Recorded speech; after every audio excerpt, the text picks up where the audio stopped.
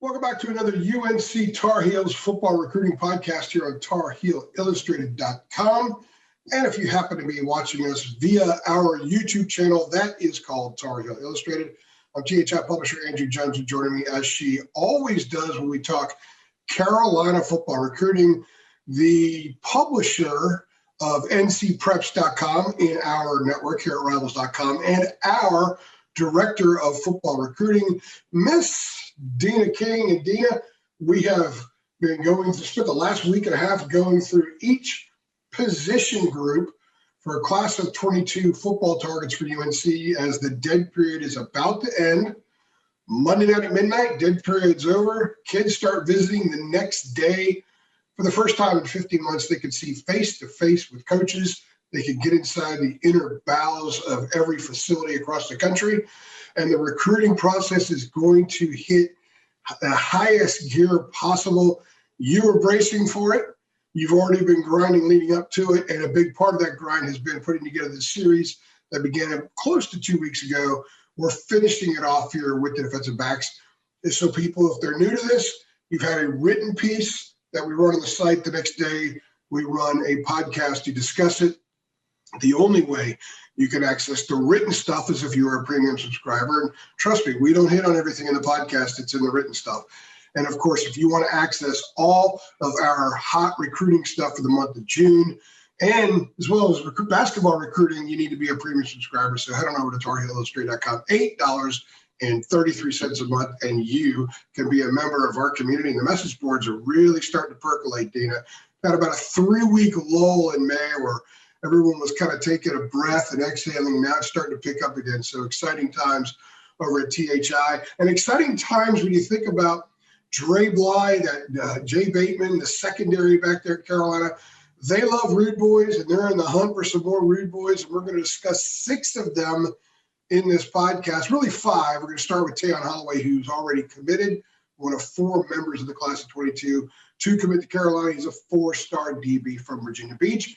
Now let's move on to Jaden Lucas, 4-star kid, 6'2", 183 pounds out of Malden, South Carolina, the number 26 overall prospect nationally in the class of 2022. What are your thoughts about Jaden Lucas and the Tar Heels, Deana? He's elite. He's an elite cornerback. He's right basically in Clemson's backyard. So, I mean, naturally, most people think he's a Clemson lock, but Carolina has Dre Bly as DB coach, who has did everything that these kids have ever dreamed about doing. He has played Power 5 football. He's All-American, and he's played in the NFL and won Super Bowl. Played a couple Pro Bowls too. Yeah, so he's now into coaching. He's already doing a really great job for the Tar Heels. He lured in and got Tony Grimes out of Tidewater, a 5-star.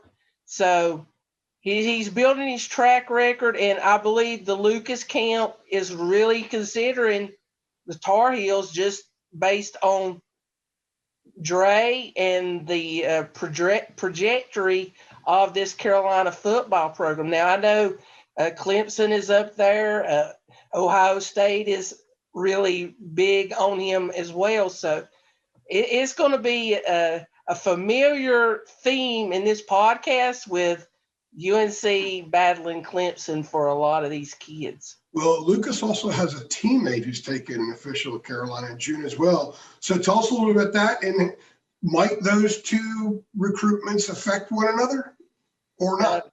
We spoke about Randy Deuce Caldwell earlier in our podcast. He plays a little bit of everything. He's a hybrid guy, but Carolina's recruiting him as a linebacker, and he's really high on UNC, and he's supposed to take an official visit. Jaden Lucas is supposed to be here next week for the first weekend or whatever they can take their official visits, and there's just getting him on campus, seeing the facilities, face to face with Dre Bly and Matt Brown, you never know. And we probably would never be having these types of conversations about these elite. I mean, you said 26 in the country. I think that's basically borderline 5-star. So Yeah. he possibly could move up the rankings and everything. So Jalen Everett, he's another. They're all 1 or 4 stars on this list. Jalen Everett's another 4-star kid. 6'2", 180 pounds, from Norfolk, Virginia, the Tidewater area, which has a tint of Carolina blue historically. A lot of great Tar Heels have come from that area, including Dre Bly. And I have a feeling that they're going to continue to mine that region for years to come, as long as Dre Bly and Mac Brown are in the program. He's number 65 nationally. So he's someone we've talked about a couple of times in podcasts. You've written about. Adam Lucas and Adam Friedman with National has written about him. And he's a guy that a lot of Carolina fans have been familiar with for about 6 or 7 months now. So what's the latest with him and the Carolina program? he's originally from Norfolk, the Tidewater region, Norview High School, and then he played last year at ING down in Bradenton, Florida. And that's a miniature college down there for all sports. I mean, we've covered IMG on the basketball front with several kids down there in Bradenton, but Jalen Everett, he didn't, with him being down in Florida. I think it was some issues that he couldn't come up for the spring game, but I believe his parents came to it. And that speaks volumes if you get your parents to come check out the spring game. So he has a official visit to UNC at the end of the month, around the 25th. So he's another guy that's got Clemson in the mix. I believe he had them as one of his leaders too. But just he knows about Dre Bly, and it's going to be repetitive. Dre Bly, Dre Bly, Dre Bly. Absolutely. Legend. And for clarification's sake, the family lives still in Norfolk. He's just at school down. IMG is like going to college, basically. So everybody who pay attention to this probably knows what IMG is all about. And you were down there back in January, so you know it's all about firsthand. Sherrod Cole, someone, gosh, we've been running stuff on him, I would say, since late last summer. He's a 4-star kid, 6 feet, 188 pounds. Tidewater from Chesapeake, the number 22 kid nationally at his position, number 11 overall prospect in Virginia. In 2022, Virginia is a lot like North Carolina was in 2021. It's loaded. So the number 11 prospect in the Commonwealth for 2022, that's a big-time number behind Sherrod Cole. Well, he's originally from Virginia, and then he went to Texas for a little bit. And then he come back to Virginia because we were trying to find him, in the Virginia, when they did the Virginia rankings, and he was still listed in Texas and everything. But yeah, Carolina's been on him a long time, and he had been on campus, I believe, during those the games, the quarantines or whatever. But I don't know. Carolina was really big on his list, and then some of the bigger elite programs like Clemson and Notre Dame started recruiting him hard. And I really think Carolina kind of, I hate to say, kind of fell back some. And he even had a top list that he come out, and Carolina wasn't on it, but they have reached back and turned up the heat on Koval some more, and he is considering them again. Now he plays at Oscar Smith, and he couldn't come to he was planning on coming to the spring game, but he was playing in the Virginia playoffs on that Saturday, so he didn't get to come. Now, as far as visits, I think he's got Penn State and Notre Dame. I kind of watched those two schools because they recruit Virginia really well, and he's been really high on them. But like I said, with Dre Bly, anything's possible. He hasn't set up anything at North Carolina at the moment. So, Clemson offered him as well. So he's got a lot of schools interested in him. So this secondary target podcast we're talking about, it's really loaded. And if Carolina can get a couple of these guys to be rude boys, wow, that's all I can say. If you know anything about the sport of football from the late 70s, early mid 80s, then the name Marcus Allen means something to you. Especially if you're a Washington Redskins fan, you still have nightmares of him reversing field in the Super Bowl. Marcus Allen is a 4-star kid, 6'2", 170 pounds, from Marietta, Georgia, the number 34 player nationally at his position. Also the number 34 prospect in Georgia, which might be per capita, if you will, maybe produced the most Division I football players in the country. Georgia's just loaded with talent. Marcus Allen, great name, hard to forget that name. Deana, what can you tell us about him? He's from Walton High School. Carolina's also recruiting one of his teammates, Casey Henry, offensive lineman. Marcus, he came up to him, and I believe his dad come up to the spring game and had a great time, even though, the weather was not the best up in Chapel Hill. But I think it's important to mention that Carolina had a lot of kids attend that game, even though we had rain and everything, and several of them really enjoyed it. They just wanted to see, get out and see the Tar Heels play. So Marcus, feel normal. Go ahead.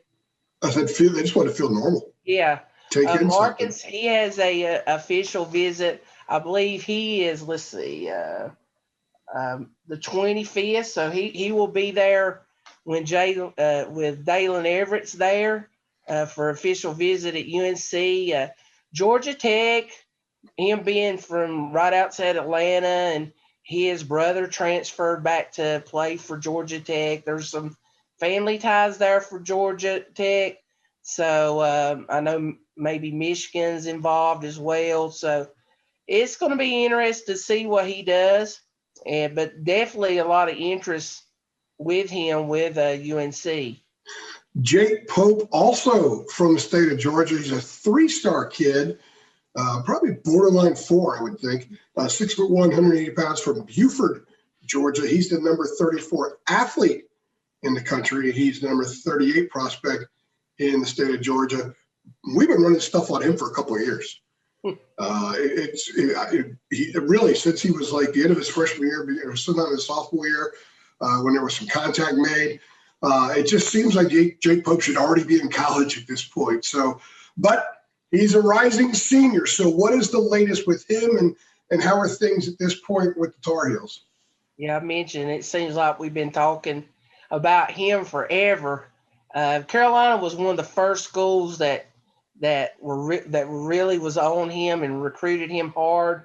And every time I spoke to him, he's always mentioned that Carolina was, one of the early schools that really sought him out. And he talked so highly of Coach Bateman and what he does and what kind of defense he runs and what a great guy he is and coach.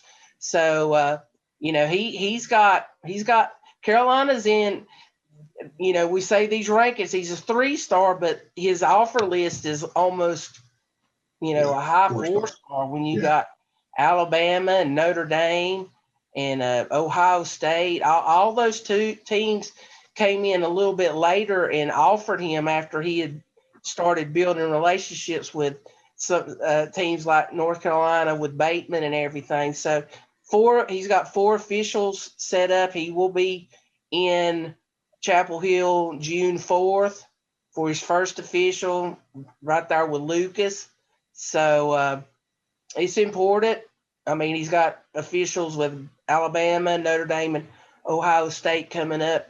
And he's got a full menu in June with visits. And just like a lot of these kids are trying to compact all these visits. And, some of these kids they only get 5 official visits. So they're trying to cram unofficials in between officials. So very busy time for these kids.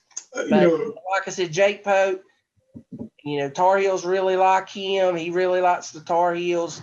A versatile kid who looks like he could be really good in Jay Bateman's defense. we did a podcast that he was part of that we talked about him about 3 months ago. And when I was getting ready to do it, I remember texting you and said, he's really a 3-star? Didn't he used to be a 4?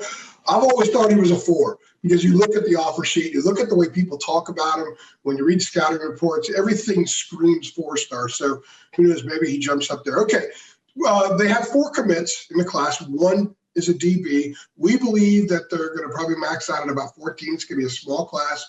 We've said repeatedly that they could get 14, but they will find room for a 15th and 16th if they're a 5-star type kid that they just have to have.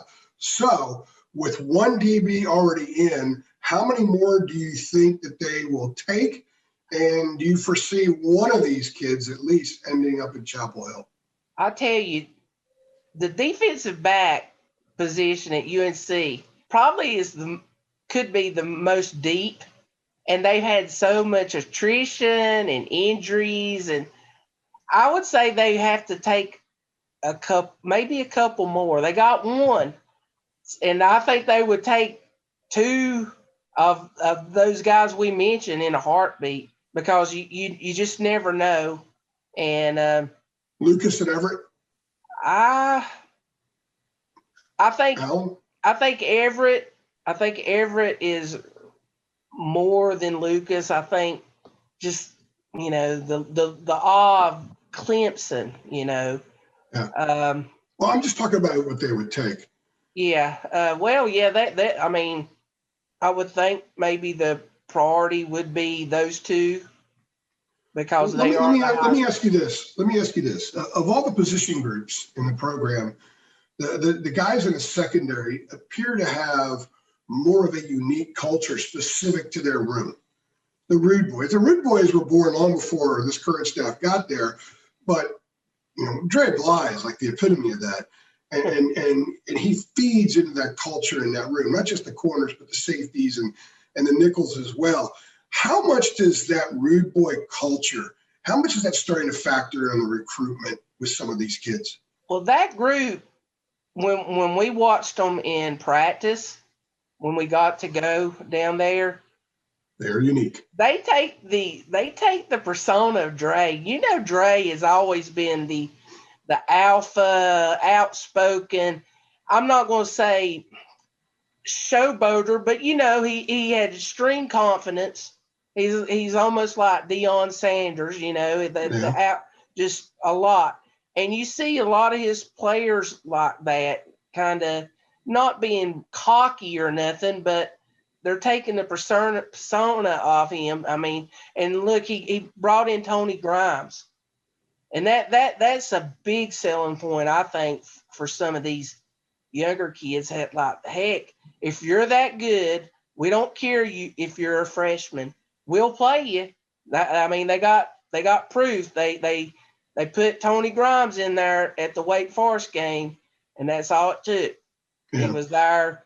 So I think to be a good corner, you kind of have to have the same sort of mentality a lot of wide receivers have. There's so much one-on-one stuff. You don't find that there's a lot of one-on-one stuff that goes on in the field, but you have a second lineman help out with a tackle, that kind of thing.